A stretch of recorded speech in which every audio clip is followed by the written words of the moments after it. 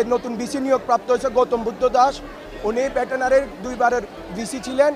ওনার বিরুদ্ধে অনেক অনিয়ম আছে, যেগুলোর প্রমাণ এভিডেন্স আমাদের কাছে আছে। তিনি আওয়ামী লীগের দোষর বলে আমরা জানি।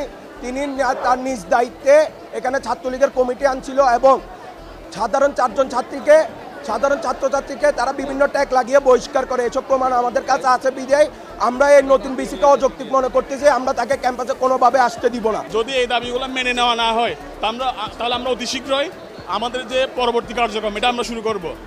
বিতর্কিত ভিসির নিয়োগ বাতিল এবং আমাদের বিশ্ববিদ্যালয়ের যিনি বর্তমান রেজিস্ট্রার আছে, বিতর্কিত রেজিস্ট্রার, ওনার হাতে পুরা ভার্সিটির শিক্ষক, ছাত্র ছাত্রী, কর্মকর্তা কর্মচারী সবাই ওনার হাতে জিম্মি। আমরা অতি সত্ত্বে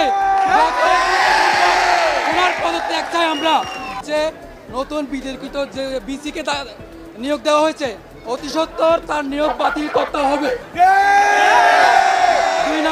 2 নম্বর দাবি হচ্ছে বিশ্ববিদ্যালয়ের বিতর্কিত যিনি রেজিস্ট্রার আছে দিলীপ কুমার বড়ুয়াচার, ওনার দ্রুত সম্ভব ওনার পদত্যাগ আমরা দাবি করছি। তারপরে আরেকটা দাবি হচ্ছে ডিপার্টমেন্ট ভিত্তিক সকল ডিপার্টমেন্টের যত সব দাবি আছে, সব দাবি অতি শীঘ্রই দাবি মেনে নিয়ে বাস্তবায়ন করতে হবে।